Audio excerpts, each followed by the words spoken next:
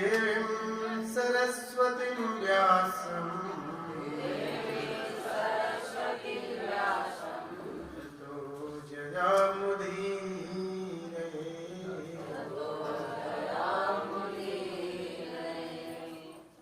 कृष्णाय वासुदेवाय देवकी नंदनाय च नंद गोप कुमाराय गोविंदाय नमो नमः। गृहे गृहे गोवधूकदम्बा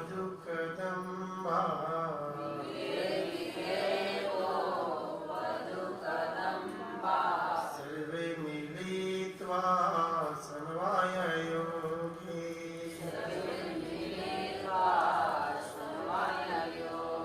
पुण्यानि नामानि पठन्ति नित्यम्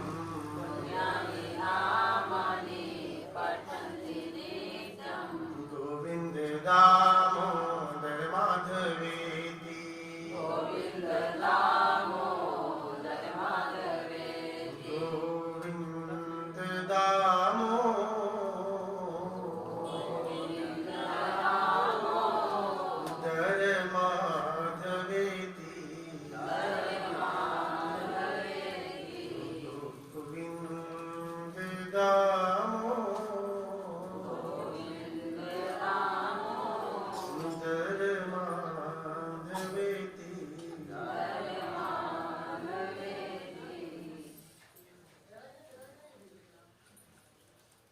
हरे कृष्ण कृष्ण हरे हरे राम राम राम। आपसे भक्तों का हम स्वागत करते हैं इस संडे रीतिभोज कार्यक्रम में। रीतिभोज कार्यक्रम में स्वागत है और आप सभी लोगों से मैं दया कृपा और की याचना करता हूँ कि आप शुद्ध विशुद्ध वैष्णव है, आप आशीर्वाद दीजिए ताकि इस व्यासपीठ से भागवत जो एक अमल पुराण है उसके गुह्यतम विचारों को, भावों को, आचार्यों के मंतव्यों को यथारूप आपके कर्णरंध्रों के माध्यम से आपके सुंदर विमल हृदय तक पहुंचाने की एकमात्र मैं सेवा कर सकूं। अतः आप सभी लोगों के चरण कमलों में वांछा अनंत कोटि वैष्णव वृंद की, रामाचार्य श्री दास ठाकुर की, जगद्गुरु श्री प्रभुपाद की, प्रश्न है कि भागवत बड़ा या भगवान? आचार्य ने प्रश्न उठाया, कौन बड़े हैं, भागवत बड़े हैं कि भगवान बड़े हैं?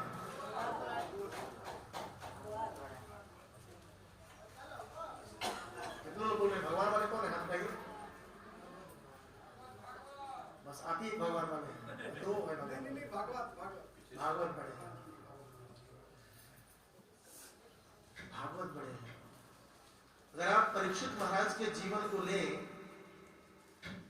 परीक्षित महाराज का जब इस दुनिया में आगमन हुआ, भगवान ने जब उनकी रक्षा करी तो परीक्षित का जन्म हुआ इस भौतिक जन्म में। लेकिन वही परीक्षित जब उनको ये लगता है कि मैं 7 दिन में अब तो मरने वाला हूं, किसकी शरण में जाते हैं? भागवत जी के शरण में। और भागवत जी के शरण में जाने के बाद उनको भगवत धाम की प्राप्ति होती है, मतलब असली घर जाते हैं। मतलब कृष्ण साक्षात जब कृपा करते हैं तो जीव अवतरित हो गए, मतलब आ गया इस दुनिया में। और जब भागवत जी कृपा हुई, बैक टू अपने घर चले गए वापस। ये भागवत जी की इतनी सुंदर महिमा है कि आप जो अमल आत्मा है, परमहंस है, कुंती महारानी इस पर बोलेंगे, वो भी लोभी हो जाते हैं इस भागवत को सुनने के लिए। तो सर्वप्रथम इस श्लोक का पारायण करेंगे। तथा परमहंसानां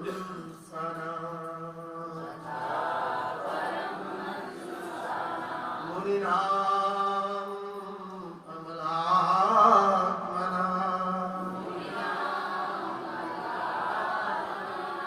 भक्ति योग विधानार्थं कथं पश्येमहि स्त्रिया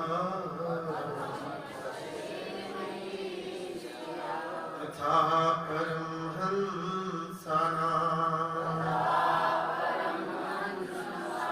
मुनीनां अमलात्मनां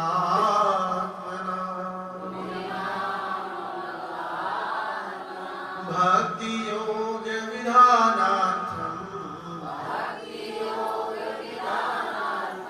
कथं पश्येमहि स्त्रिया तथा परमहंसानां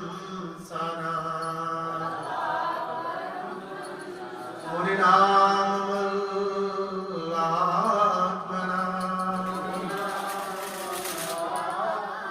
भक्ति योग विधानार्थं कथं पश्येमहि स्त्रिया।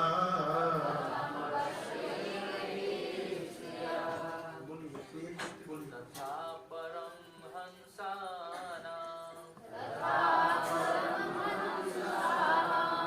मुनीनां अमलात्मनां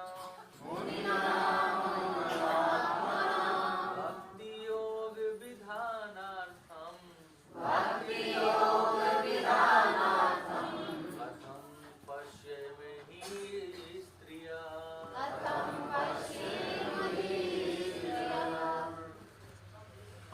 इस श्लोक में कुंती महारानी क्या बता रही है उसको हम लोग जानने का प्रयास करेंगे। यह श्लोक, यह स्तुति कुंती माता जी ने भगवान श्री कृष्ण महाभारत के युद्ध समाप्त हो गया तो बस अपने द्वारिका जाने ही वाले थे। सात्विकी और उद्धव जी रथ पर सवार हो चुके थे, भगवान भी उस पर सवार हो चुके थे।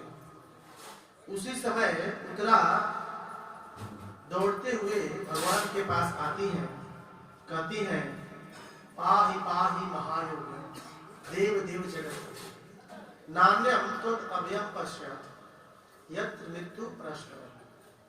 हे प्रभु आप मुझे बचा लीजिए क्योंकि आप जगतपति हैं, महायोगी हैं, हे देवों के देव। तो मान लीजिए प्रभु बोले कि उत्तरा क्या हुआ? उत्तरा बोलती अभिद्रवती ममीश, ये जो ब्रह्मास्त्र अश्वत्थामा के द्वारा छोड़ा गया है ये मेरे गर्भ को नष्ट कर देगा। तो भगवान बहुत सुंदर बात बोलते हैं रथ पर से कि उत्तरा ये तुम्हारे पांडव ससुर जी हैं जो अभी अभी युद्ध जीत के आए हैं, इनके पास जाओ। मैं कृष्ण माखन मिश्री खाने वाला, ग्वाल बाल बांसुरी बजाने वाला, रास करने वाला, मैं कहां से मैं तुम्हारी रक्षा कर सकती हूँ? तब उत्तरा बहुत सुंदर बात बोलती है नान्यम त्वद अभयम पश्य। हे प्रभु ये पांडव मारना जानते हैं, परंतु हे भगवान, हे जगतपते, हे महायोगी, लेकिन आप ऐसे व्यक्ति हैं कि आप मरे हुए को भी जिला सकते हैं। हे प्रभु मुझे मालूम है संजीवनी मुनि का पुत्र हो, द्वारिका के ब्राह्मण के 10-10 पुत्र हो, आपने मरे हुए को जिला दिया, इसलिए आपके अलावा मेरी रक्षा कोई नहीं कर सकता है। उस समय भगवान अपनी सूक्ष्म रूप से उत्तरा माता के गर्भ में प्रवेश करके उत्तरा के गर्भ की रक्षा करते हैं और बाहर द्विभुज रूप में साक्षात रूप से होकर के पांडवों की और सब लोगों की रक्षा करते हैं। लेकिन यह दृश्य जब उनकी माता देखी, भगवान के ऐश्वर्यों को देखने के बाद कुंती माता का हृदय अब कुछ कहने को तैयार हो गया। विश्वनाथ चक्रवर्ती पाद कहते हैं इस श्लोक के टीका में कि भगवान ही कुंती माता के हृदय से कुछ कहवाने के लिए प्रेरित कर रहे हैं कि कहो। विश्वनाथ चक्रवर्ती पाद सरार दर्शनी में कहते हैं कि आप कुछ कहो। तो वही कुंती माता को कृष्ण प्रणाम करके कि बुआ प्रणाम, मैं चला द्वारिका। अब वही कुंती माता तुरंत पलट जाती है, क्या बोलती है? नमस्ते पुरुषम त्वद्यम ईश्वरम प्रकृते परम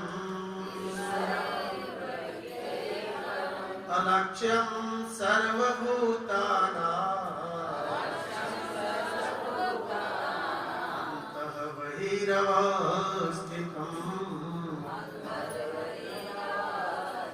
नमस्ते, नमस्कार करती है। मान लीजिए 10 मिनट पहले आप अपने बुआ को प्रणाम करें और 10 मिनट बाद बुआ आपको प्रणाम शुरू कर दें करना, कैसा लगेगा? बोले बुआ मैं तो आपका लाला हूं, मैं आपका छोटा सा बच्चा हूं, आप मुझे क्यों प्रणाम कर रही हैं? तब कुंती माता कहती नहीं, आप पुरुष हो, लेकिन कौन सा पुरुष हो? आद्यम, आदि पुरुष हो। मतलब आपका ना आदि है, ना अंत है, ना कुछ नहीं है, अनादिरादि गोविंद। आप ऐसे पुरुष हो जिससे सब कुछ आता है, आदि अहम सर्वस्व करो, सब कुछ आपसे आता है। और ईश्वर हो, इस दुनिया में तो छोटे बड़े बहुत कंट्रोलर होंगे, लेकिन आप पूरे ब्रह्मांड, करोड़ों करोड़ों ब्रह्मांड को कंट्रोल करके रखते हो। और प्रकृति परम, इस दुनिया के तथाकथित जीव प्रकृति के 3 गुणों से हमेशा आकर्षित होते रहते हैं। हे प्रभु आप तो गुणातीत हो, आप सत्वगुण, रजोगुण और तमोगुण से ऊपर हो। कुंती कहती है हे प्रभु आप सभी जीवों के अंदर भी और बाहर भी हो, अंदर भी और बाहर भी हो, परंतु अलक्ष्य हो, फिर भी आप दिखाई नहीं देते। माने कृष्ण पूछे कि बुआ कि मैं अंदर भी हूं बाहर भी हूं, तो दिखाई क्यों नहीं देता हूं? इसके बारे में हम लोग चर्चा किए थे, कारण क्या है। तब अगला श्लोक बोलती है, अगले स्तुति का श्लोक बोलती है, माया जवनिका छन्नम अज्ञ अधोक्षजम अव्ययम् न लक्ष्यसे मूढ़दृशा नटो नाट्यधरो यथा नटो नाट्य धरो यथा। हे प्रभु आप अंदर भी हो बाहर भी हो, फिर भी दिखाई नहीं देते हो, क्यों? आप अपनी माया रूपी जवनिका, जवनिका मतलब पर्दा से ढके हुए हो। आचार्य कहते हैं भगवान अपनी योग माया से आवृत रहते हैं और जीव उनकी महामाया से आवृत रहता है। हम लोग डिटेल्स जाने थे कि माया के भी बहुत सारे कैटेगरी होते हैं, कौन सी माया जीव को किस हद तक बांध कर रखती है। हे प्रभु आप अपनी माया से ढके रहते हो, इसलिए आप दिखते नहीं हो। अधोक्षजम, हमारी इंद्रियों से परे हो, क्योंकि आप दिव्य हो। तो दिव्य वस्तु को हम जड़ इंद्रियों से कैसे जान सकते हैं? जान सकते हैं? नहीं जान सकते, कभी नहीं। एक चेतन जो स्पिरिचुअल चीज है, स्पिरिचुअल वस्तु को हम किसी भौतिक चीजों से नहीं जान सकते, नहीं समझ सकते। इसलिए अधोक्षजम, रूपा जी लिखते हैं उस शब्द का अनुवाद शब्दार्थ अधोक्षजम मतलब दिव्य हुआ, तो आध्यात्मिक हो। तो एक आध्यात्मिक चीज को, आध्यात्मिक वस्तु को भौतिक आंखों से हम कैसे देख सकते हैं? पहला तो आप माया से ढके हो, अधोक्षजम हो और अव्ययम, अविनाशी हो। भगवान तीनों काल में रहते हैं। हमारा उल्टा होता है, हम बचपन में कुछ और होते हैं, जवानी में कुछ और होते हैं, बुढ़ापे में तो फिर कहना ही नहीं है। और साथ साथ बोलते हैं न लक्ष्य से मूढ़ दृष्टा, इतना के बावजूद प्रभु आपको मैं कहूं बुरा मत मानना, नटो नाट्य धरो यथा, ऊपर से इतना नाटक करते हो कि मूर्ख लोग आपको समझ ही नहीं पाते। पहले माया से ढके हो, अधोक्षज हो, अव्यय हो, और ऊपर से इतनी सुंदर सुंदर लीला करते हो, ऐसी दिमाग घुमाने वाली लीला करते हो कि दुनिया वालों को समझ में नहीं आता है। ध्यान दीजिएगा, नटो नाट्य धरो यथा, इस पे विश्वनाथ चक्रवर्ती पाद बोलते हैं भगवान की ऐसी कुछ लीलाएं हैं जो आज तक मूर्ख लोगों को समझ ही नहीं, भक्त समझ आता है लेकिन न मुढ़ा न लक्ष्य से मुड़ दिशा, मूर्ख लोग समझ ही नहीं सकते। जैसे कुछ लीला को विश्वनाथ चक्रवर्ती पाद कोट करते हैं, जैसे पांडवों से भगवान बहुत स्नेह करते थे। लीला विश्वनाथ चक्रवर्ती पाद बोलते हैं कि भगवान की कौन सी लीला हमारे दिमाग में समझ में नहीं आती है। ऐसी कौन सी लीला है जिसको दुनिया के लोग यदि देखते हैं तो उनका दिमाग लोडिंग प्लीज वेट हो जाता है। मतलब लोडिंग प्लीज वेट करो भाई, क्या क्या हो रहा है। ऐसा कंप्यूटर में होता है, 2-3 की एक बार दबा दीजिएगा तो बोलेगा लोडिंग प्लीज वेट। जो कंप्यूटर ऑपरेट करते हैं समझ में आता है, कंफ्यूज हो जाता है क्या हो रहा है। बोले प्रभु आप पांडवों से इतना स्नेह करते हो, दूसरी तरफ से अश्वत्थामा के हृदय में प्रवेश करके उसे ब्रह्मास्त्र छोड़वाते हो। देखिए खुलासा कर रहे हैं विश्वनाथ चक्रवर्ती पाद, एक कैसी लीला है आपकी। एक तरफ से प्रेम भी जताते हो कि मैं पांडव, मम प्राण ही पांडवा, ये पांडव आपके प्राण हैं, और एक तरफ अश्वत्थामा के हृदय में सर्वस्य चाहम अहम आत्मा गुना केशव हृदय अर्जुन तिष्ठति, ईश्वर सर्वभूता नाम हृदयसी अर्जुन तिष्ठति। सभी जीवों के हृदय में भगवान रहते हैं। प्रभु आप पांडवों से प्रेम करने का क्लेम भी करते हो और अश्वत्थामा के हृदय में रह करके उधर से आदेश देते हो कि भाई ब्रह्मास्त्र छोड़। ये कैसी लीला है, ये कैसा प्रेम है। कौन समझेगा कि आप किसके तरफ से हो। ये तो दिमाग सही में घूम जा रहा है। दूसरा, कुरुक्षेत्र के मैदान में आप प्रतिज्ञा लेते हो कि मैं युद्ध नहीं करूंगा और अस्त्र नहीं उठाऊंगा, लेकिन सीधा विपरीत करते हो, अस्त्र भी उठा लेते हो, अपने प्रतिज्ञा को तोड़ लेते हो। कारण क्या है। फिर सुभद्रा और द्रौपदी से बहुत स्नेह करते हो, आप फिर उन्हीं के पुत्रों को मरवा देते हो। सुभद्रा के पुत्र थे अभिमन्यु, उनको मारेगा। भगवान चाहते तो अभिमन्यु को नहीं बचा सकते, लेकिन सुभद्रा उनकी बहन है ना, सुभद्रा मरानी है ना, पर उनकी बहन है, फिर भी उनकी बहन अपने भगिना को मरवा दिए। और फिर प्रेम भी करते हो कि मेरी बहन है। ये कैसी लीला है। द्रौपदी के 10 छोटे छोटे पुत्रों को अश्वत्थामा ने खट काट दिया था स्वयं। ये कैसी लीला है प्रभु। फिर कहते हो मैं बहुत प्रेम करता हूं, फिर आप कहते हो मैं संतों की रक्षा करने के लिए आता हूं। और उसी महाभारत के रणांगन में एक महाजन थे भीष्म पितामह, उन्हीं भीष्म पितामह को कहते हो कि मारो अर्जुन, मारो इस बूढ़े को, इसको मारो, नहीं मारोगे तो मैं मार दूंगा। ये कैसी लीला है। नटो नाट्य घरो यथा, इसमें विश्वनाथ चक्रवर्ती पाद इन सभी लीलाओं को गिनाते हैं। फिर प्रभु उतना उदार 6 दिन में आते हो, 6 दिन का बच्चा कोई इतनी बड़ी बकी जो बकासुर की बहन है, उतनी बड़ी पुतना को जो 13 माइल यहाँ से मोहनिया तो लंबी थी, कैसे मार सकता है। 7 साल में पूरे गोवर्धन 21 किलोमीटर गोवर्धन को उठा लेते हो। कहते हो आत्मा राम, मैं आत्मा राम हूं, और गोपियों को जाकर घर माखन चोरी करते हो। ये कैसी लीला है।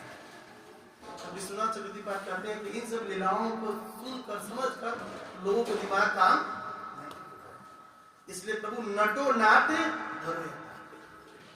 प्रभु आपकी लीला उसी तरह है जैसे एक ड्रामे में नाटक का रोल करता है, लेकिन उसको समझ में नहीं आता है दुनिया वालों को कि कौन व्यक्ति है जो बहुत सुंदर रोल कर रहा है, समझ में नहीं आता है। उस गाने पर थिरकता है, उस पात्र में ऐसा प्रवेश कर जाता है कि समझ में नहीं आता कि ये व्यक्ति वही है कि कोई और है। ये हे प्रभु नटो नाट्य था, हे प्रभु आपकी लीला हमारे दिमाग के बस के बाहर की चीज है। देखिए कुंती महारानी कह रही है, सब कुछ जानती है, फिर भी कह रही कि हमारे दिमाग में नहीं आ रहा है, नटो नाट्य था। हे प्रभु अज्ञ, मैं तो अज्ञानी हूं। कुंती माता कहती है, प्रभु जब इतने माया के पर्दे द्वारा ढके हो, अधोक्षज हो, अव्यय हो, तो मैं तो अज्ञानी हूं, मैं कैसे जान सकती हूँ आपके बारे में? हे प्रभु मैं तो जान नहीं सकती, लेकिन मेरे अलावा भी कुछ लोग हैं जो आपको नहीं जान पाते, उनको जगाने के लिए आपको आना पड़ता है। कुंती मैया कहती है दूसरे श्लोक में, हे प्रभु मैं तो अज्ञ हूं, अज्ञानी हूं, मैं नहीं जान सकती, परंतु कुछ लोग ऐसे भी हैं जो नहीं आपको जानते हैं, उनको जगाने के लिए आप आते हो। तब बोलती है इसको, तथा परमहंसानाम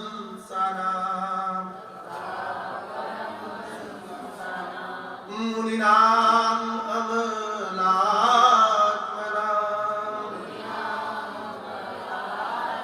भक्ति योग विधानार्थम कथम पश्येमहि स्त्रिया। तथा, तथा मतलब ये पिछले श्लोक से कनेक्टेड है। प्रभु मैं तो आपके बारे में नहीं जान सकती, इसके अतिरिक्त जो मूर्ख लोग हैं वो भी आपके बारे में न लक्ष्य से मूढ़ दृष्टा, वे भी नहीं जानते, परंतु प्रभु ऐसे भी लोग हैं जो आपके बारे में नहीं जानते हैं, जिनको जनाने के लिए आप अवतार लेते हैं। कौन है? परमहंसाना, परमहंस लोग भी आपको नहीं जानते, आप उनको जनाने के लिए कुछ विधि लेके आते हैं, तब वो जान पाते हैं कि आप क्या चीज हो। तब बोले जो परमहंस क्या होते हैं? श्री श्री जगन्नाथ देव सुभद्रा मैया की, श्री प्रभुपाद की। परमहंस एक होते हैं हंस, एक होते हैं परमहंस। हंस का काम है यदि दूध और पानी को मिला दिया जाए तो दूध पी जाता है और पानी को छोड़ देता है। तो जो परमहंस होते हैं, इस दुनिया की जो सार चीज है, इस दुनिया में सबसे उत्तम वस्तु है भक्ति। भक्ति रूपी चीज को ग्रहण करते हैं और बाकी चीज को त्याग देते हैं, उसे बोलते हैं परमहंस। आध्यात्मिक वस्तुओं को स्वीकार करते हैं और भौतिक वस्तुओं को त्याग देते हैं, परमहंस से बोलती है परमहंसाना। फिर बोलती है मुनि नाम अमल आत्मनाम। अमल आत्मनाम समझते हैं, अमल आत्मनाम, अमल प्लस आत्म नाम। अमल मतलब जहां मल नहीं हो, आत्मनाम मतलब नाम, मन। आत्मनाम मतलब मन, जिसके मन में किसी भी तरह का मल नहीं हो। मल कौन है भाई? काम, बोलिए, क्रोध, लोभ, मोह, मद, मत्सर, इसको मल कहा गया है। ये अनर्थ है हमारे मन के, सब मन में होते हैं। और जिसके अंतःकरण में इंद्रिय विषयों को भोग करने की वासना न हो, उसे बोलते अमल आत्मनाम। जिसके अंतःकरण में, अब अमल आत्मनाम के बहुत सारे मीनिंग है। पहला मीनिंग है कि जिसके मन में मल नहीं हो, यानी काम क्रोध अनर्थ नहीं हो, और जिसके अंतःकरण में इंद्रिय विषयों को भोग करने के लिए वासना न हो, उसे बोलते अमल आत्मनाम। फिर जो राग और द्वेष दोनों से ऊपर हो, उसे बोलते अमल आत्मनाम। फिर जो गुणमय की मलिनता से ऊपर हो, यानी सत्वगुण, रजोगुण और तमोगुण से ऊपर हो, उसे बोलते हैं आम, क्या बोलते हैं? अमलात्मा नाम, अमलात्मा है। जो व्यक्ति इस भौतिक प्रकृति में रहेगा वो गुण नहीं छोड़ सकता है, छोड़ेगा नहीं छोड़ सकता है, लेकिन वो दिव्य ब्रह्म भूयाय कल्पते, ब्रह्मभूत प्रसन्न आत्मा न सोचती न कांक्षती, उस स्तर पर आता है।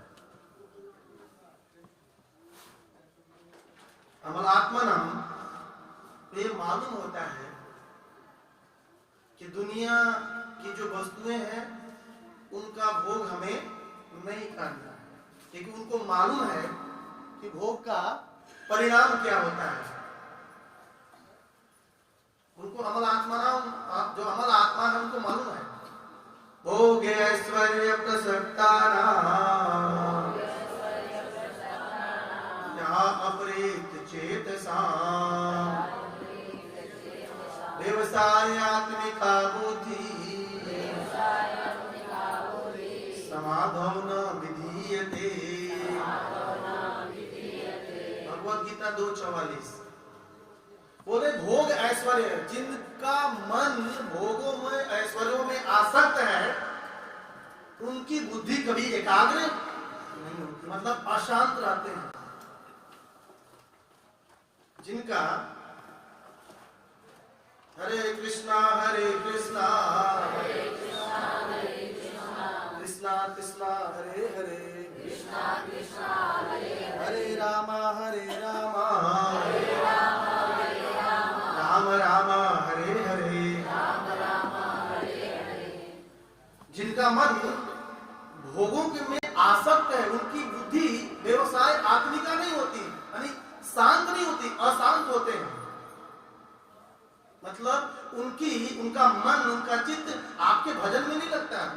ऐसा भगवान कहते हैं, हे प्रभु, हे अर्जुन, जो भोगों और ऐश्वर्यों में आसक्त है उसकी बुद्धि एकाग्र, कॉन्सेंट्रेट नहीं कर पाती, डिविल्डर रहता है, बेचैन रहता है, उपद्रवी। कविराज की भाषा में कहें, भुक्ति मुक्ति सीधी कमी, बोलिए, सकले अशांत कृष्ण भक्त निष्काम अतएव शांत।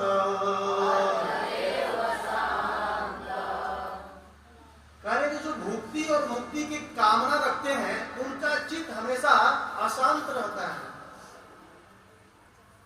अशांत रहता है। और जो कृष्ण भक्त हैं, क्योंकि वो निष्काम भक्ति करते हैं, अन्याभिलाषिता शून्य सर्वधर्मान प्रत्यय मच्चिता मदगत प्राणा, ये सब कैटेगरी में होते हैं। इसलिए उनका हृदय शांत होता है, क्योंकि उनको इस दुनिया से कुछ लेना देना नहीं होता है। जो भी करते हैं ठाकुर जी को सेंटर में रख के करते हैं। इसलिए कृष्ण भक्त निष्काम, बहुत सुंदर शब्द, निष्काम। कैसा कृष्ण भक्त? अशांत नहीं रहता है, निष्काम। जो कामना रखते हैं वो अशांत रहेंगे।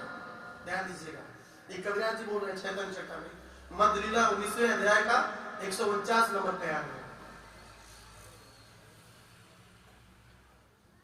जो भक्त बन के भी कामना रखते हैं अशांत रहेंगे।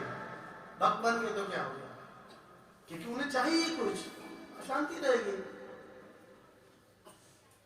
और जो ऐसे भी भुक्ति मुक्ति की कामना रखते हैं वो तो सकल है, पूरी तरह अशांत रहेंगे, तो कहीं भी चैन से नहीं रहेंगे, बेचैन रहेंगे। हे प्रभु, अमल आत्मा जानते हैं इन सब बातों को कि आप भोक्ता हो। भोक्ताराम यज्ञ तपसा सर्वलोक महेश्वरम सोहृदम सर्वभूतानां ज्ञात्वा मां शान्तिमृक्षते। हे प्रभु, हमें मालूम है, अमल आत्मा जो होते हैं उनको मालूम होता है भगवान ही एक भोक्ता है, हम क्या है, उनके दास हैं, हम तो उचिष्ट ग्रहण करते हैं। पहले स्वामी ठाकुर जी पाएंगे, उसके बाद पहले उनको पवाएंगे, फिर बाद में हम पाएंगे। अहम दासो अस्मि, हनुमान जी महाराज बोलते हैं, दासो अहम कौशलेन्द्रस्य। बोलिए,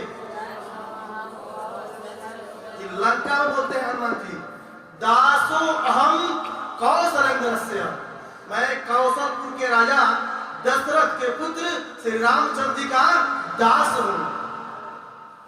ये भी बहुत बड़ा अहंकार है। इस अभिमान को पालना चाहिए कि मैं भगवान का, क्योंकि हमारे भगवान छोटे मोटे नहीं है, बहुत बड़े हैं, विभू, बहुत बड़े हैं।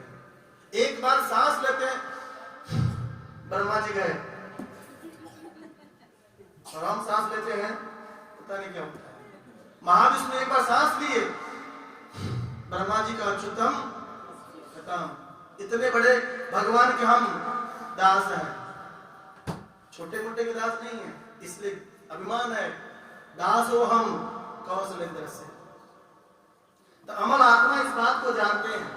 फिर मुनि नाम उसे कहते हैं, मुनिया मननशील, हे प्रभु जो आपके नाम रूप गुण लीला माधुरी को हमेशा स्मरण करता रहता है, वो क्या है? मुनि नाम। चिंतन, शास्त्रों में 3 शब्द होते हैं। चिंता क्या होता है, बोलिए? चिंता जो आपके पास है नहीं, चिंता नहीं है, चिंता कोई चिंता में है यहाँ पर। एक होता है चिता, बोलिए, एक होता है चिंतन। तो आप न चिंता करते हैं न चिता करते हैं, आप तो चिंतन करने वाले हैं। परंतु जो लोग चिंता और चिता करते हैं, चिंता और चिता इसको तो समझते हैं। सुभाष सतानी जी के श्लोक है, बोलिएगा। चिता चिंता समाप्रोक्ता बिंदु मात्रम विशेषता सजीवम दहते चिंता निर्जीवम दहते चिता। करे चिता और चिंता में एक अंतर है, बिंदु मात्र है ना, बिंदु का अंतर है। सजीवम दहते चिता, चिंता क्या करती है? जिंदे जिंदा जलाती है। दहते मतलब जलाती है, दहने मतलब दहती, दहता, दहत ऐसे करके चलता है, रूप इसका जलाती है।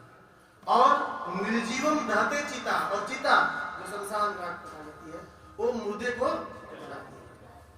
जलाने का काम दोनों का है। चिंता जिंदा है तो जलाती है, और चिता मरने के बाद जलाती है। परंतु हम लोग न चिंता नहीं करते, हम लोग क्या करते हैं? चिंतन करते हैं।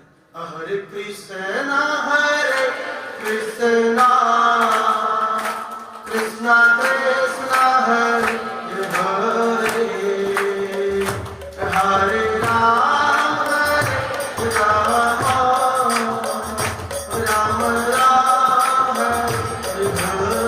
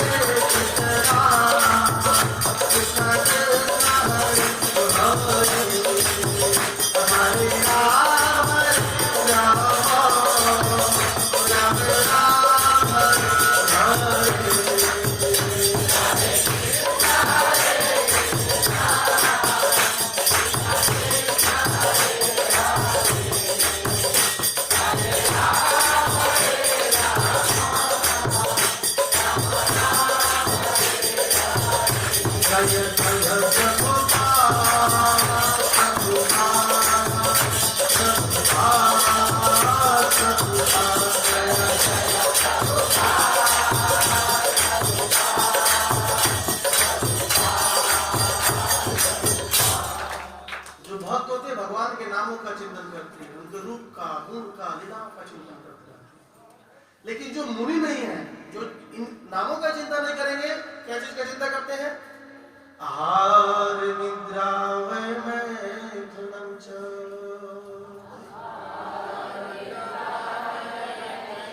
सामान्य एतत् पशुभिः नराणाम्। आहार निद्रा भय मैथुन, जो भगवान के नाम का चिंतन नहीं करेगा, आप देख लीजिए क्या क्या उनका इतिहास। भगवान के नाम में नहीं तो माया के काम में नहीं। सेवा तो करेंगे कि तो माया दास, नहीं तो फिर राम का दास, दो ही जगह काम होगा। बिना प्रेम किए, बिना सेवा किए जीव रह ही नहीं सकता है। कि तो माया की सेवा करेगा, अदरवाइज राम की सेवा करेगा। सेवा किए बिना रह ही नहीं सकता है, ये गुण छोड़ेंगे नहीं उसे। इसलिए जो मुनि होते हैं, मननशील होते हैं, जो भगवान के नामों का चिंतन आदि करते रहते हैं। हे प्रभु, कुंती माता कहती है, हे प्रभु आपको तो परमहंस मुनिराम अमर आत्मा भी नहीं जान सकते हैं, परंतु आप उनको जनाने के लिए, समझाने के लिए इस धराधाम पर उतरते हो। क्या करते हो, कैसे जनाते हो? भक्ति योग विधान, थोड़ा सा बड़ा करिए, भक्ति योग विधानार्थम कथं पश्येमहि स्त्रियः।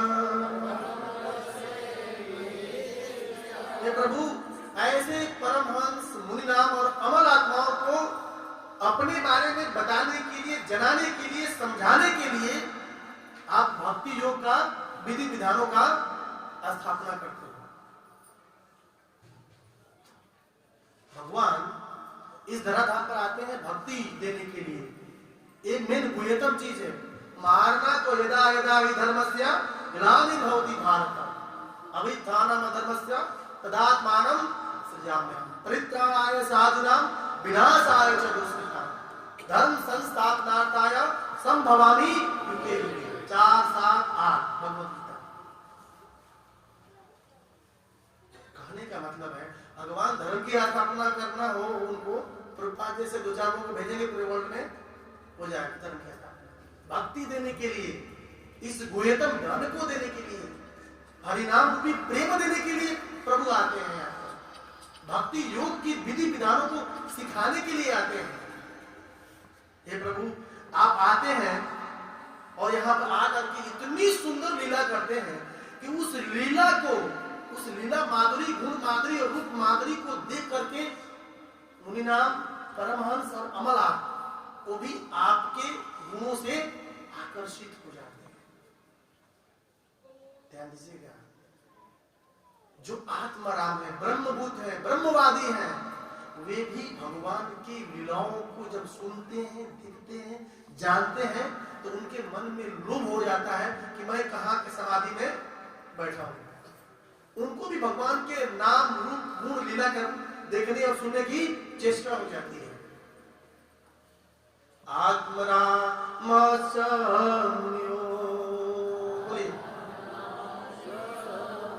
निर्ग्रंथापि क्रमे कुर्वन्तिं अहेतुकीं भक्तिं इत्थं भूतगुणो हरि।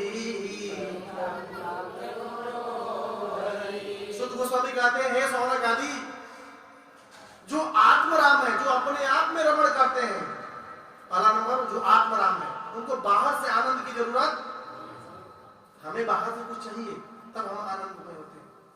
लेकिन जो आत्माराम है, ब्रह्मवादी है, बिल्कुल भगवान के उस अवस्था पर कह रहे हैं कि मतलब दुनिया की भौतिक वस्तुओं की कोई जरूरत नहीं होती है, वैसे लोग भी क्या करते हैं, आपकी भक्ति करते हैं अहेतुकी, बिना किसी आशा के।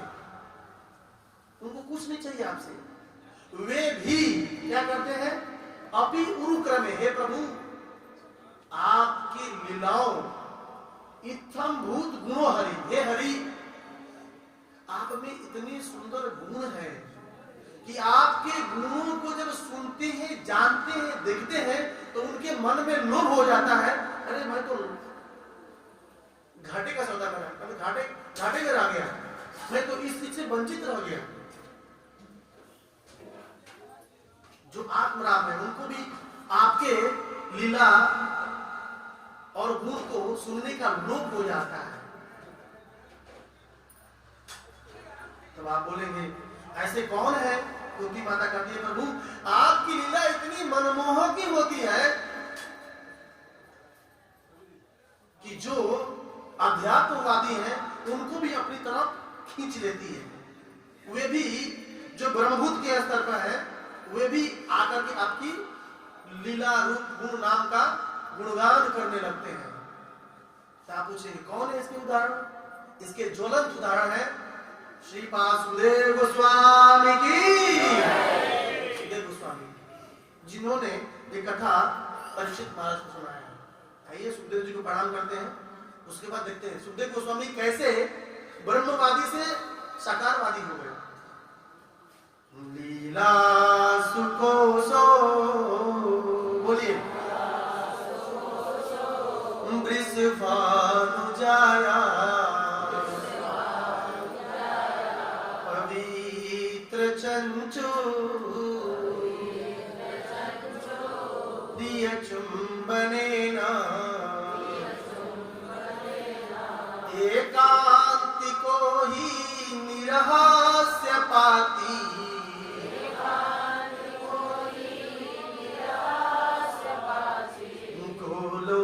प्रसादो सदा निवासी। रूप गोस्वामी उज्ज्वल नीलमणि में सुखदेव गोस्वामी को प्रणाम करते हैं। उज्ज्वल नीलमणि ग्रंथ है श्रीपाद रूप गोस्वामी ने लिखा हुआ है, हमारे गौड़ी आचार्य कहते हैं लीला सुकोसो वृषभानु जाया। किसके सुख है भाई?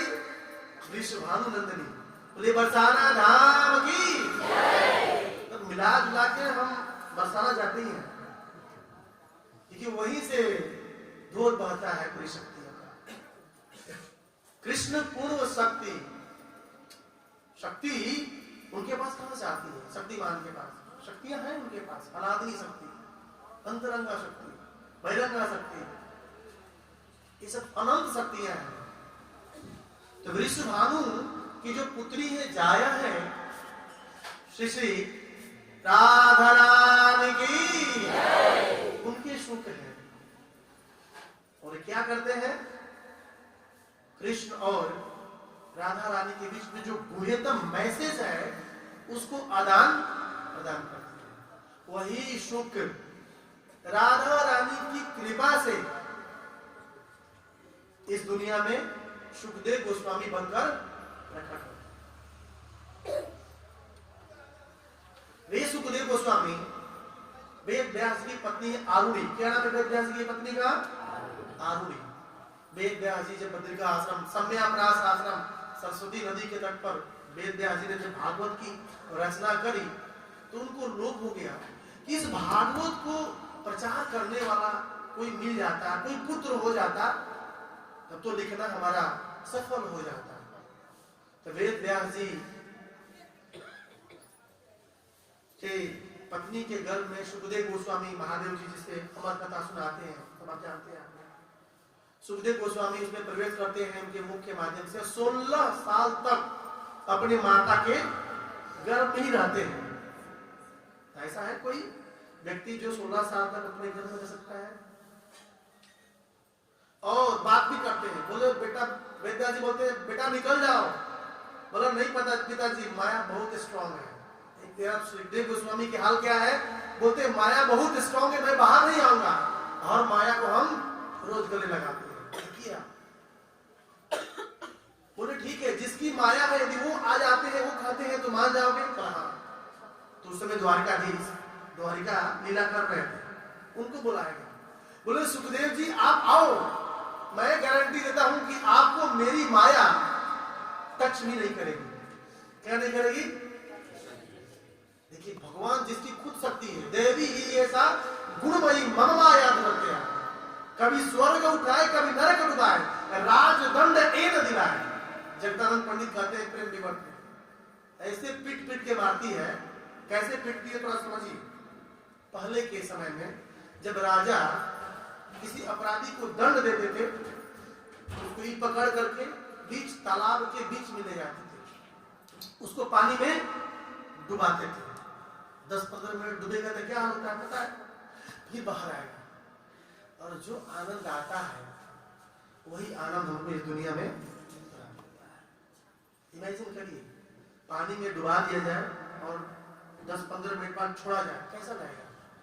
बस अब जान बचा मेरा।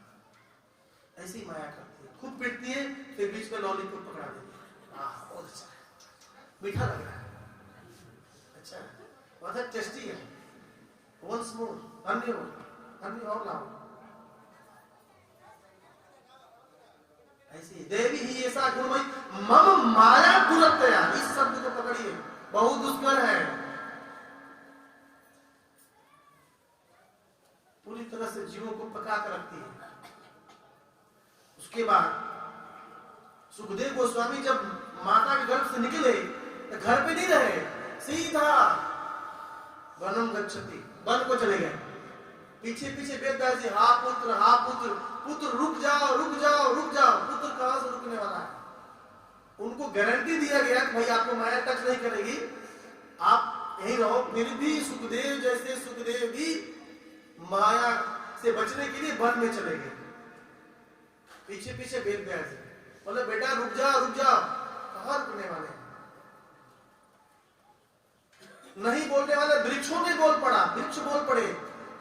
वेदव्यास जी ये आपका पुत्र आपके लिए नहीं, ये तो संत है, समाज की उद्धार करने के लिए हुआ है, आप वापस हो जाइए, इसके चक्कर में मत पड़िए।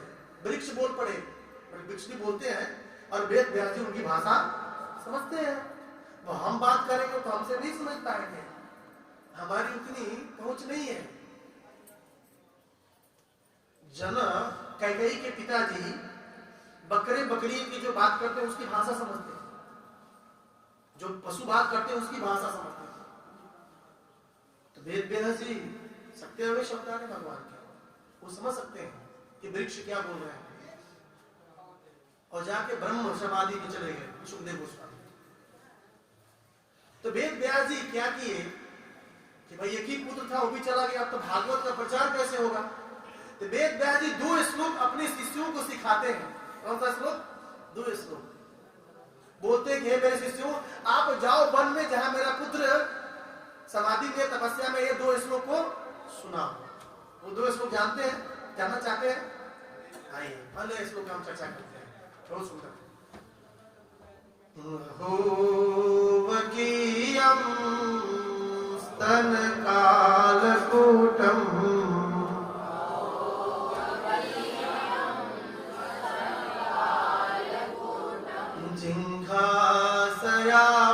जिघासयापायत पिसाद्री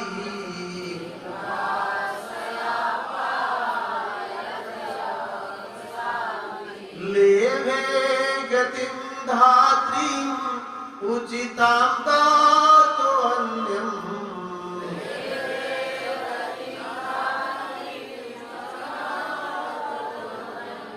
कमवादयालुं शरणं व्रजेमा।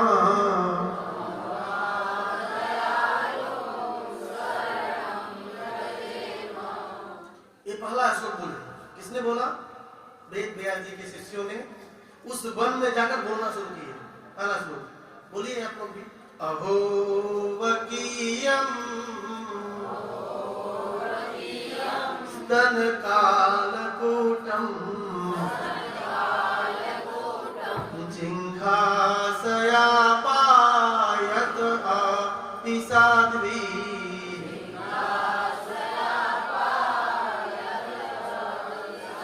लेभे गतिं धात्री उचितां तातु अन्यम्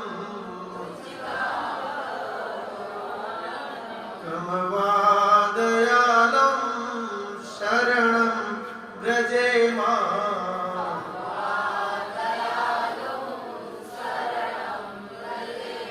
यह श्लोक उद्धव जी विदुर जी को सुनाते हैं। दोनों महाभागवत। उद्धव जी कौन?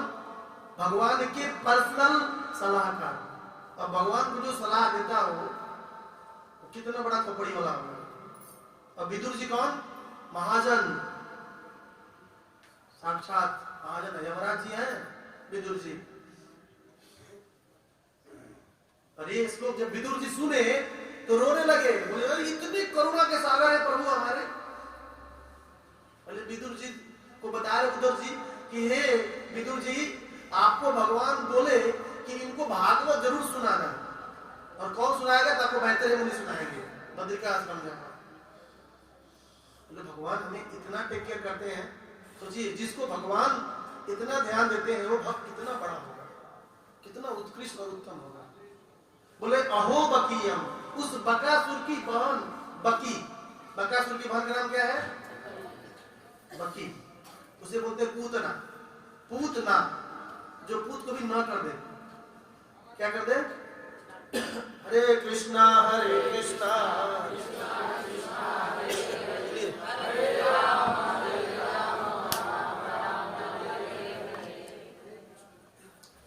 अहो बकीयम। प्रभु कितने दयालु हैं कि जो बकासुर की बहन है बकी, अपने स्तन पर कालकूट नामक जहर लगाकर भगवान जब 6 दिन के थे तो मारने आई थी। लेकिन भगवान ने भी सोचा ये पुतना अपनी क्रूरता के जब हद को पार कर रही है तो मैं भी अपने कृपालुता के हद को पार कर जाऊंगा। और प्रभु जो पुतना मारने आई थी उनको मारा नहीं, तार दिया। क्या दिया? लेभे गतिं धात्री, अपने धाम में माता की गति दे दी, माता बना दिया। देखिए भगवान की दयालुता है, कृपालुता है।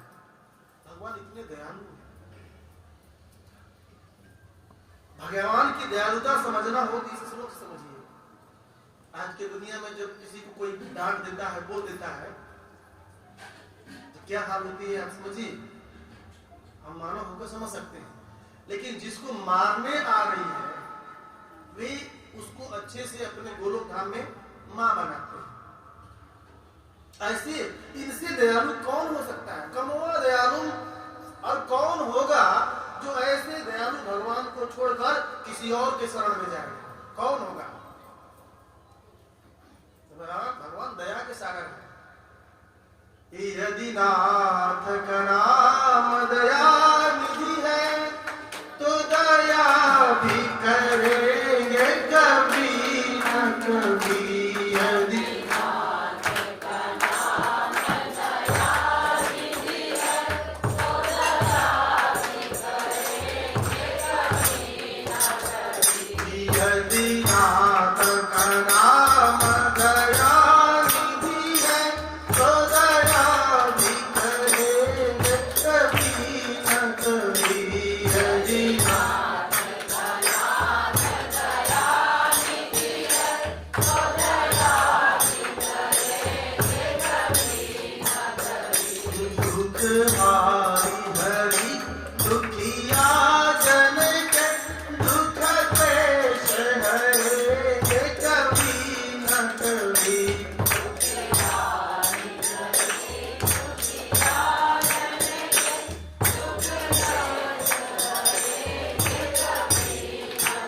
प्रभु दया निधि है, दया के नाथ है, तो कभी न कभी हमारा भी दुख हरेंगे जरूर, इतना भरोसा होना चाहिए। इन सभी श्लोकों को सुनकर समझकर कौन होगा जो कृष्ण की भक्ति नहीं करेगा महाराज? कौन सोएगा? उसको नींद आएगी? और ऊपर से संसार डावा नरवीर होगा। विश्वनाथ चक्रवर्ती पाठ करते हैं, गुरुवासर में आग लगी हुई है, रजाई के बगल में भी, अंदर में भी लगी हुई, कैसे नींद आएगी? मंदिर नहीं आए ठीक है, अच्छी घर पे तो माला करिए, करिए, कहीं तो करना है ना, कहीं तो भाई करो आप। पूरा दुनिया में आग लगी हुई, जल रहे हैं लोग, फिर भी उस दुनिया में हम आराम से मलाई कुत्ता खा के सो रहे हैं। कुछ तो बोले भजन करेंगे, खाक भजन करेंगे। अंगम पलितम गणितम मुंडम जातम कुंदम दसनम दीनम गृधो याति गृहीत्वा दंडम। बाल उड़ गए हैं, बाल समझते हैं, चले गए। एक व्यक्ति के सर पर 2 बाल थे, 2 बाल और 2 ही था, तो दोनों बाल आपस में बात कर रहे थे। देखो पहला बाल बोला, देखो इस बेचारा का टकलू हो गया है, हम लोग क्या करते हैं, शादी करते हैं, क्या करते हैं? एक बाल बोला, एक बाल तू मुझसे शादी कर, और इसको बेचारे को थोड़ा सा जो टकला हो गया है थोड़ा सा बढ़ाते हैं, इसके घर परिवार। बोला भाई देखो भारत में बाल विवाह मना है, बाल गिर गए, दांत टूट गए, वृद्धो याति गृहीत्वा दंड, हाथ में दंड, तदपि न मुंचति आशा पिंडम। श्रीपाद शंकराचार्य बोलते हैं जो आशा रूपी कुंड है कि कर ले दुनिया मुट्ठी में, कर लूंगा दुनिया मुट्ठी में, उसके बाद आते आते अच्युतम काम खत्म हो जाता है। इसलिए जितना जल्दी हो सके हरिनाम के समीप में आने का प्रयास करना चाहिए, नहीं तो खत्म हो जाएंगे, समय बहुत तेज भाग रहा है। तो पहला श्लोक सुनाए थे सुखदेव गोस्वामी। सुखदेव गोस्वामी समाधि से बाहर है। कौन भाई सुना रहा है? किधर है? किधर सुनाया? कौन सुनाया भाई श्लोक? अहो बकियम, भगवान इतने दयालु। फिर दूसरा श्लोक, बरहा पीड़म, बोलिए नटवर बाबू कर्णयो कर्णिकारम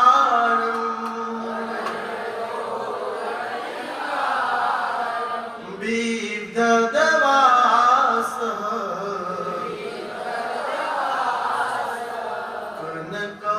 कनककपीशम वैजयन्तीं च माला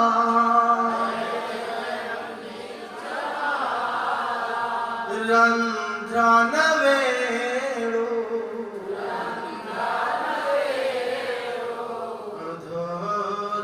सुधया पूरयन गोपवृन्दे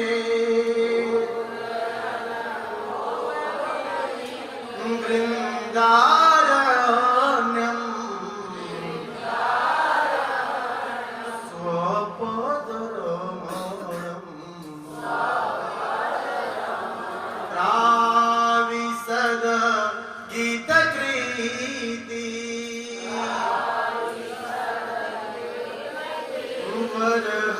वरहापीडम्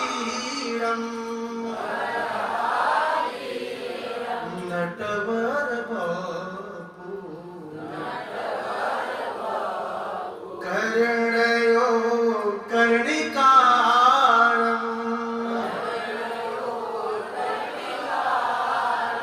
वेणुगीत का श्लोक है 10, 21, 5 भागवत जी पढ़िएगा, 10वें स्कंद का श्लोक है। खुफिया गाती है, कहते बरहा पीड़म, हमारे प्रभु कैसे हैं?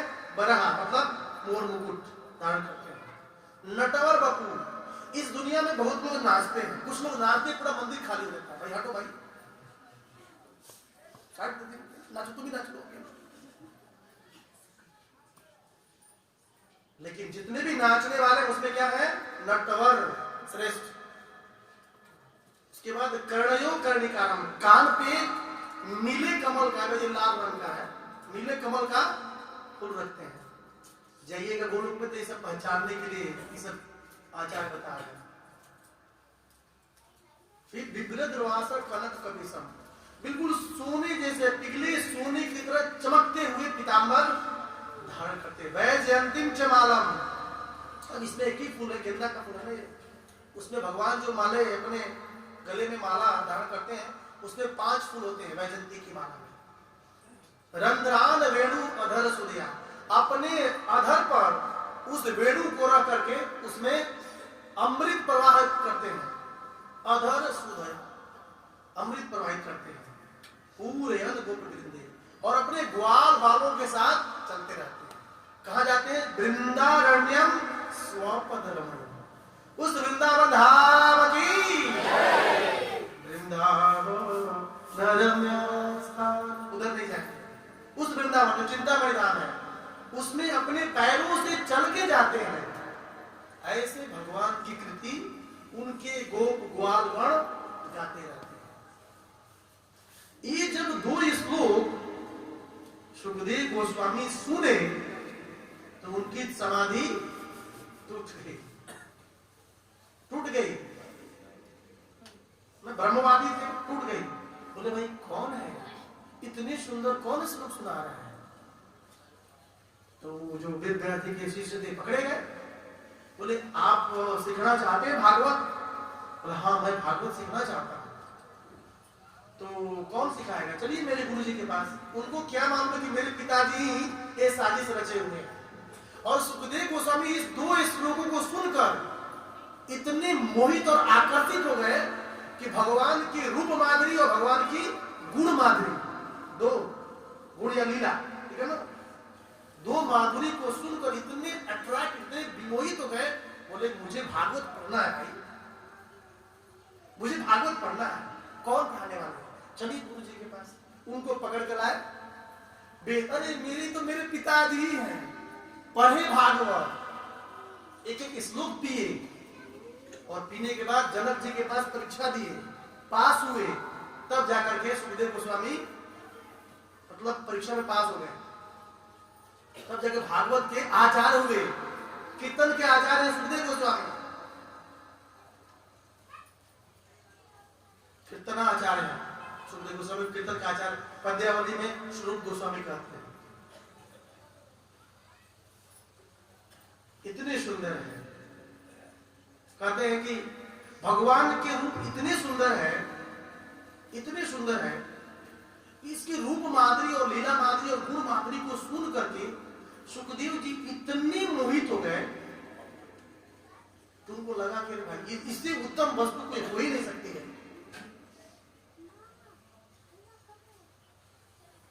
तो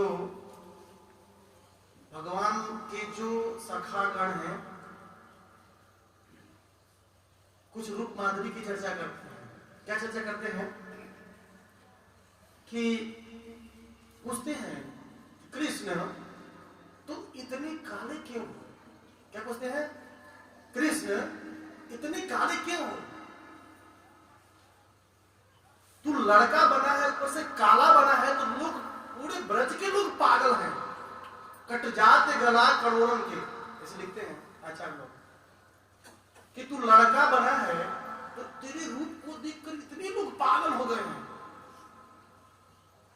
और ऊपर से बांसुरी बजाते हो तो यमुना जी बहना रुक जाती हैं, बछड़े जो दूध पीते हैं बस रुक जाते हैं, गोपियां जो प्रसाद बनाती है, भोजन बनाती हैं, वे खत्म जाती है, रुक जाती हैं, सब टॉपसी टर्न उल्टा पुल्टा होने लगता है।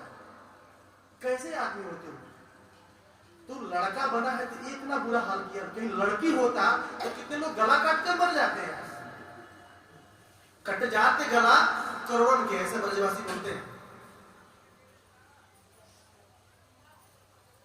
तो सभी ग्वाल बाल कृष्ण को चिढ़ाते भी हैं। तो इतना काला भी है लेकिन इतना निराला है कि क्या कहना है। और गोपियां भी, इवन बंदाऊ भैया भी हमें से जाते हैं। क्या जाते हैं? तो इतना बता दे काला तेरा रंग काला क्यों?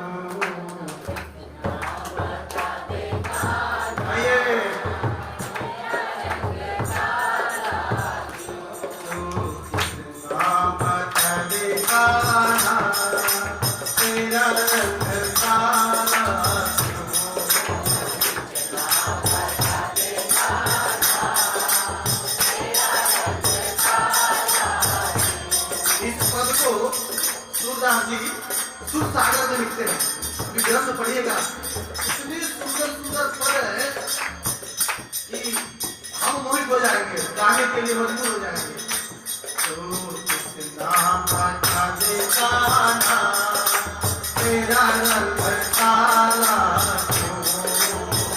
लाल हो जाते हुए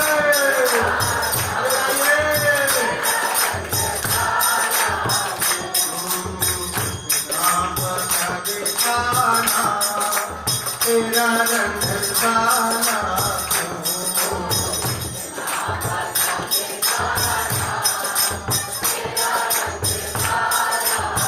गोपियां पूछती हैं कन्हैया तू इतने काला क्यों है?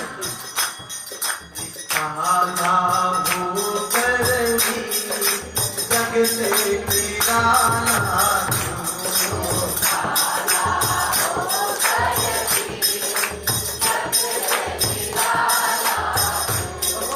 देखो देखो देखो मैं काला नहीं हूँ। भगवान खाना बना रहे हैं, क्या बना रहे हैं? भगवान का नहीं, मैं काला नहीं हूँ भाई। क्या कह रहे प्रभु?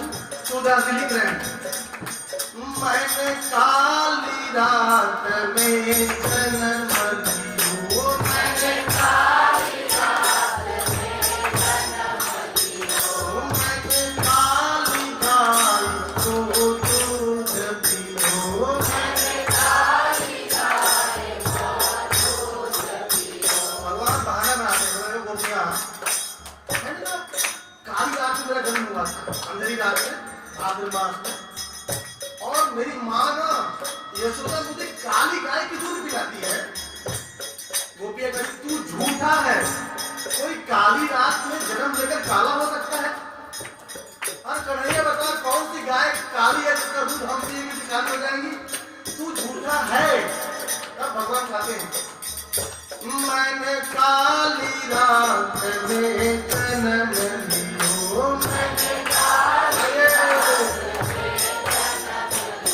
और काली गाय को दूध पियो, और काली गाय को दूध पियो। मेरी कमरी का रंग काला इसलिए काला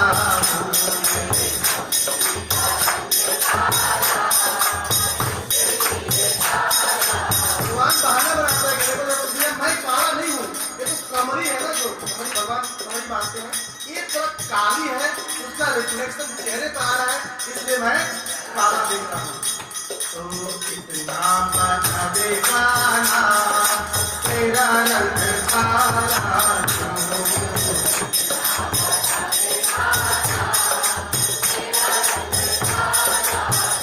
फिर भी गोपियां नहीं मानती है। भगवान कहते ठीक है। भगवान आगे बताते हैं मैंने काली दाह में कूद गयो, और काली नाग को नाथ लियो, मैंने काली नाग को नाथ लियो। मैं तो कण पर नीत की हो इसलिए काला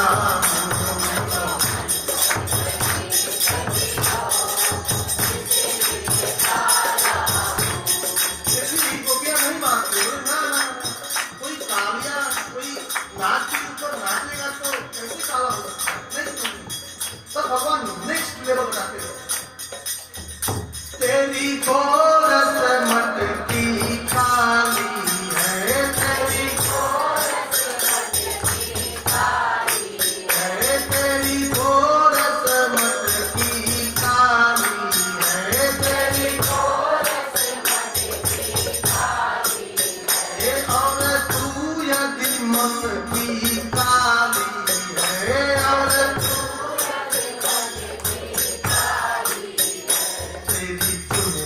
रंग काला इसलिए काला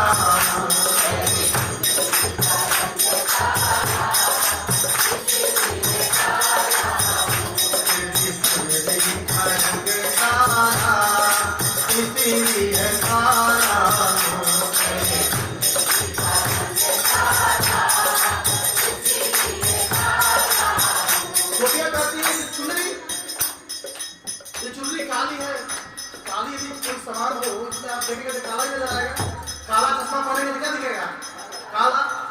गोपियां अपने चुनरी को हटाकर बोलती, कहा तू तो काला लग रहा है। तू इतना बता दे काला, तेरा रंग काला,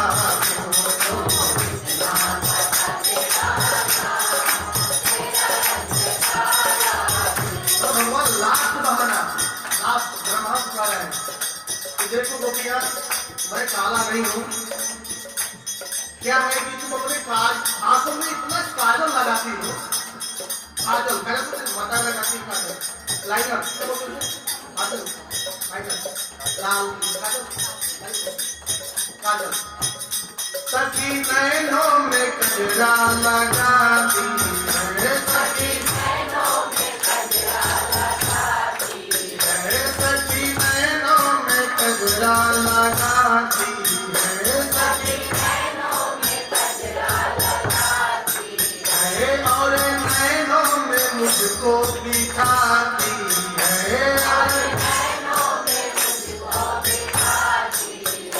तेरी कजरी का रंग काला, इसीलिए काला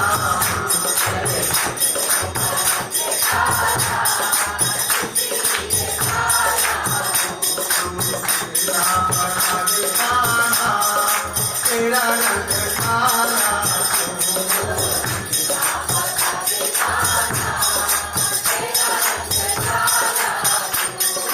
भगवान बहुत बहाने बनाते हैं, बोलते हैं कि भाई तुम अपनी आंखों में बैठाती हो, आंखों में इतना काजल लगाती हो 2-4 किलो, तो सब पूरा मैं उसमें सब रिफ्लेक्शन मेरे में आ जाता है, तो काला में काला ही दिखेगा। ये रूप माधुरी है, सूरदास जी ने सुरसागर के बहुत सुंदर पदों में पिरोया है। इसलिए इस रूप माधुरी की चर्चा सुरसागर से महान रूप में हुआ है। अब कुंती माता कहती है, प्रभु परमहंसा नाम, मुनि नाम, अमलात्मा नाम जब आपको नहीं समझ में आते हैं, नहीं समझ पाते, तो आप ऐसे रूप माधुरी, गुण माधुरी, लीला माधुरी के द्वारा उनको अपनी तरफ खींच लेते हैं। इससे सुखदेव गोस्वामी चले गए, हे प्रभु कथम पश्येन ही स्त्री, मैं तो एक स्त्री जाति का हूं। जब ऐसे परमहंस, मुनि नाम, अमर आत्मा आपको नहीं समझ सकते, तो मेरे जैसा अगला स्त्री कैसे समझ सकती है। कुंती माता सब जानती है, ऐसा विश्वनाथ चक्रवर्ती बात कहते हैं, लेकिन दैन्यता के वजह से करे प्रभु मैं आपके बारे में कुछ नहीं जानती। इसलिए प्रभु जब इतने बड़े परमहंस, मुनि नाम, मननशील, अमर आत्मा लोग नहीं जान सकते हैं, तो मैं कहां से एक स्त्री जाति कैसे जान सकती हूँ, कैसे कह सकती हूँ। हे प्रभु इसलिए मैं आपको केवल प्रणाम करूंगी। क्या करूंगी? कृष्णाय वासुदेवाय देवकी नंदनाय च नंद गोप कुमाराय गोविंदाय नमो नमः। नमः पंकज नाभाय नमः पंकज मालिने नमः पंकज नेत्राय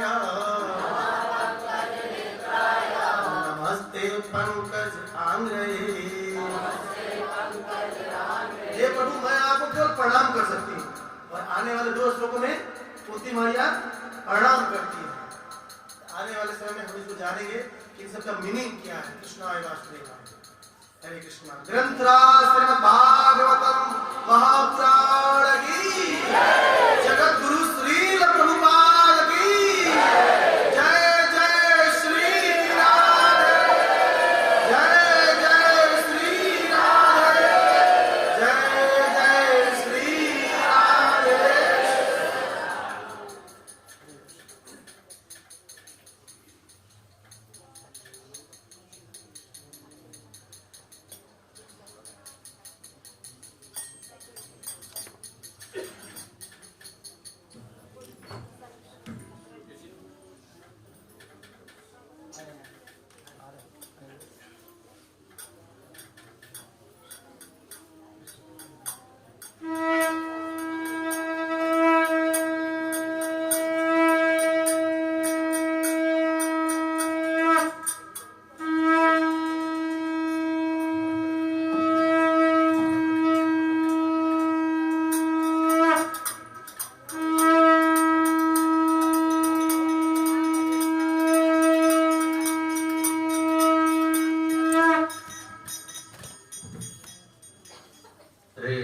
कृष्ण कृष्ण कृष्ण हरे हरे हरे राम राम राम हरे। तो बहुत ही सुंदर प्रभु जी आज का श्लोक था, बहुत ही सुंदर एक्सप्लेन किए प्रभु जी। और हम सभी को याद रखना चाहिए कि भगवान से स्वयं भगवान की बुआ निवेदन कर रही है कि नहीं, जो कि वो सब कुछ जानती हैं तो निवेदन करती हैं, और हम लोग कुछ भी नहीं जानते हैं तो भगवान के सामने कैसे खड़े हो जाते हैं। मानो कि हम लोग बहुत बड़े विद्वान है ना, तो लोग भगवान का कथा नहीं सुनते, श्रवण नहीं करते, लोगों को लगता है कि इसका जरूरत नहीं। तो जितने भी भगवान के महान भक्त हुए सभी भगवान के बारे में जानते हुए भी भगवान से निवेदन करते है ना। तो हमें इसे समझना चाहिए। कृष्णाय वासुदेवाय हरे परमात्मा प्रणत क्लेश नाशाय गोविंदाय नमो नमः। आप कितने भी बड़े भयंकर परिस्थिति विपरीत हो, आप इस श्लोक को बोले, कृष्णाय वासुदेवाय हरे परमात्मा प्रणत क्लेश नाशाय गोविंदाय नमः।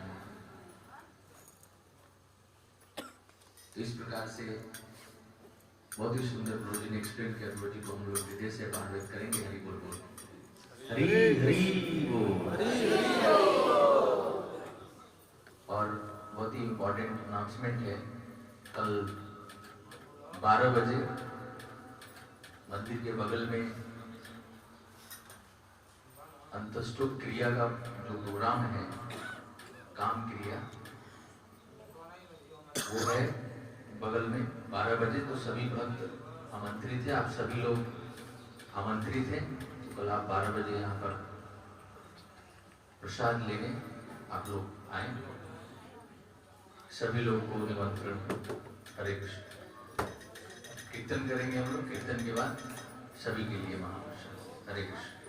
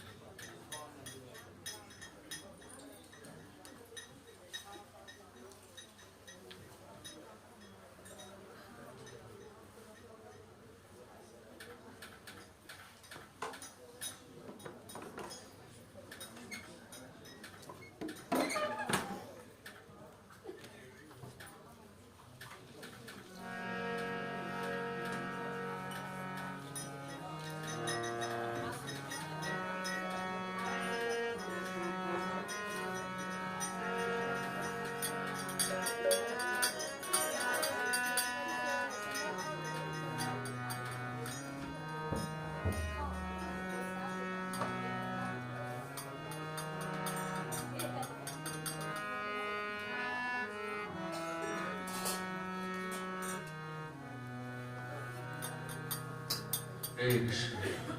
श्री जगन्नाथ बलदेव सुभद्रा महारानी की। हरे कृष्ण हरे कृष्ण कृष्ण कृष्ण हरे हरे हरे राम